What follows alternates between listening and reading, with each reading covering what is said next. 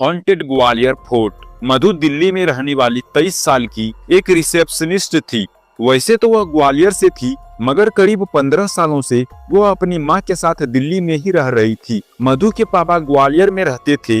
कई बार बुलाने के बावजूद भी उनके पापा पिछले 15 साल से मधु से मिलने नहीं आए थे। मधु की मां अक्सर ग्वालियर जाती थी, लेकिन वो कुछ न कुछ बहाना करके हमेशा ही मधु को ग्वालियर जाने के लिए मना कर देती, और इसलिए मधु अपने माँ बाप दोनों से बेहद नाराज रहती थी। ऐसे ही एक रोज जब मधु की माँ और उसकी बहन ग्वालियर में थी, तो मधु ने अपने होटल से छुट्टी लेकर ग्वालियर जाकर सबको सरप्राइज करने का एक प्लान बनाया। लेकिन जैसे ही मधु ग्वालियर वाले घर पर पहुंची, उसकी माँ उसे देखकर सुन्न रह गई। ऐसा लग रहा था मानो कुछ घोर अनर्थ हो गया हो। मधु की माँ एकदम से बहुत ज्यादा घबरा गई थी और वह मधु को वापस दिल्ली जाने की भीख मांगने लगी। मधु को यह बहुत अजीब लगा। उसने अपनी माँ से कहा कि वह अपने पापा से मिलने आई है और उनसे मिले बिना वह कहीं नहीं जाएगी। देर रात हो चुकी थी। मधु की माँ ने उसे बहुत समझाया, लेकिन मधु नहीं मानी। उस रात काफी देर हो चुकी थी, लेकिन उसके पापा अभी तक घर नहीं आए थे और ना ही उनका फोन लग रहा था। मधु की माँ बहुत ज्यादा परेशान हो गई थी और वह अभी भी बार बार मधु से वापस जाने की विनती कर रही थी। अपनी माँ की ऐसी बातें सुनकर मधु का दिल टूट गया था। उसे लगने लगा था कि शायद उसके पापा उससे मिलना नहीं चाहते हैं, और इसलिए उसने अपनी माँ की बात मान ली और वह घर से रेलवे स्टेशन के लिए निकलने ही वाली थी कि अचानक उसे चक्कर आने लगे और वह घर की चौखट पर बेहोश होकर नीचे गिर गई।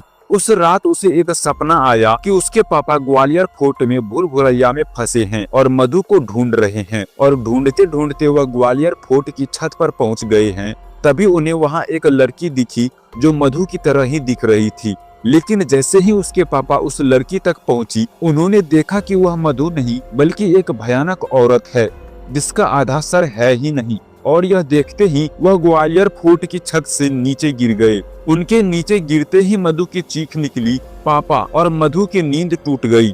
सुबह हो चुकी थी और उसके घर पर भीड़ इकट्ठा थी। मधु की माँ ने उसे बताया कि कल रात मधु के पापा ने ग्वालियर फोर्ट की छत से कूदकर अपनी जान दे दी है। जब ये बात मधु ने सुनी तो उसका दिल पूरी तरह चकनाचूर हो गया। सभी लोगों के जाने के बाद वो तुरंत अपनी माँ को साइड में ले गई और अपने सपने के बारे में सारी बातें बताई, और तब उसकी माँ ने मधु को कुछ ऐसा बताया जिसे सुनकर मधु की रूह कांप गई। दरअसल 15 साल पहले जब मधु छोटी थी, तब उसके पेरेंट्स उसे ग्वालियर फोर्ट घुमाने ले गए थे। उस दिन फोर्ट में बहुत ही भीड़ थी, जिनकी वजह से छोटी सी मधु अपने पेरेंट्स से अलग हो गई थी। वो वहाँ से महल के सबसे नीचे वाले फ्लोर में फंस गई थी। दोस्तों, गुजरात में 2002 में कुछ ऐसा हुआ था जिसने पूरी इंडिया को हिला कर रख दिया था। मुजफ्फर से अहमदाबाद जाने वाली साबरमती एक्सप्रेस जब गोधरा में रुकी तो अचानक उसके 2 डब्बों में आग लग गई और 59 लोगों की जलकर उस ट्रेन के अंदर मौत हो गई। लेकिन वो आग लगी तो लगी कैसे? क्या है गोधरा कांड का सच? जानने के लिए हमारे चैनल को सब्सक्राइब जरूर कर लीजिए। चलिए आगे बढ़ते हैं, क्योंकि नेक्स्ट वीडियो इसी टॉपिक पे होगा।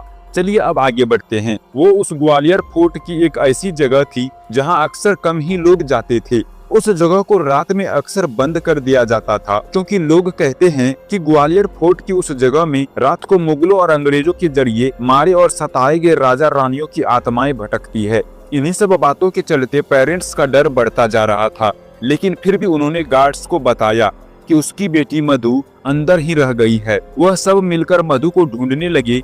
तभी अंदर बैठी मधु को अचानक गाने की आवाज आने लगी। उठकर वो आवाज की तरह गई। देखते ही देखते मधु को अपने आगे चल रही एक परछाई नजर आई। मधु ने उसे आवाज लगाई तो वह परछाई हवा में कहीं गायब हो गई। तभी मधु को ऐसा लगा कि जैसे उसके पीछे कोई खड़ा है। वो पलटी तो उसने देखा कि सफेद लहंगे में एक औरत उसके सामने खड़ी है। उस औरत का भयानक चेहरा देख नन्ही सी मधु की चीख निकल गई। उसका आधा चेहरा था ही नहीं और उसके हाथों और पैरों में कीड़े चल रहे थे। यह देखकर मधु बहुत ज्यादा डर गई और भागकर किसी कमरे में घुस गई। उसने दरवाजा अंदर से लॉक कर दिया और जोरों से रोने लगी। तभी उसे दीवार खुरचने की आवाज आई और उसने देखा कि वही औरत उस कमरे के कोने में बैठकर दीवार पर कुछ मंत्र लिख रही है। उसके हाथ में सफेद रंग का पाउडर है। मधु उसे देखकर वहीं जम गई। तभी उस औरत ने अपना चेहरा सीधे से पलटा और मधु की तरफ रेंगती हुई आगे आने लगी। उसने मधु की आंखों में झांका और उसके माथे पर वह व्हाइट पाउडर लगा दिया। मधु को तभी चक्कर आने लगे और वो वहीं बेहोश हो गई। अगली सुबह मधु का बेहोश शरीर अपने आप उसी पॉइंट से मिला जहां से उसके पापा ने छलांग लगाई थी। इसके बाद मधु उठी ही नहीं। उसके पेरेंट्स उसे कई डॉक्टर्स के पास लेकर गए, मगर कोई समझ नहीं पाया कि आखिर वह बेहोशी की हालत में क्यों फंस गई थी। उसकी सांसें तो चल रही थी, लेकिन वो अपनी आंखें खोल ही नहीं रही थी। ऐसा लग रहा था कि जैसे वह कोमा में चली गई है। तब मधु की मां ने एक पंडित को बुला के लाई, जिन्होंने मधु को देखते ही बता दिया कि मधु को महल की एक मरी हुई रानी की दासी का श्राप लग गया है, जिसकी आत्मा वहां अपनी मौत का बदला लेना चाहती है। उन्होंने बताया कि मधु के अंदर एक शैतान वास करने लगा है और वह धीरे धीरे मधु की जान ले लेगा। मधु के पापा उसे बहुत प्यार करते थे और वह कुछ भी करके अपनी बेटी को बचाना चाहते थे। उन्होंने उस पंडित से कोई न कोई हल निकालने को कहा। उन्होंने कहा कि मधु के अंदर की शैतानी आत्मा के प्रभाव से बचने के लिए किसी को मधु के बदले अपनी जान बलिदान देनी होगी, जिसमें उस इंसान को उस आत्मा की गुलामी करनी होगी, जिसमें शायद उनकी जान भी चली जाए। मधु के पापा ने कहा कि वह जिंदगी भर उस आत्मा की गुलामी करेंगे, लेकिन मधु को कुछ नहीं होना चाहिए। उस पंडित ने एक बहुत बड़ी पूजा की, जिसमें मधु और मधु के माँ बाप साथ में थे।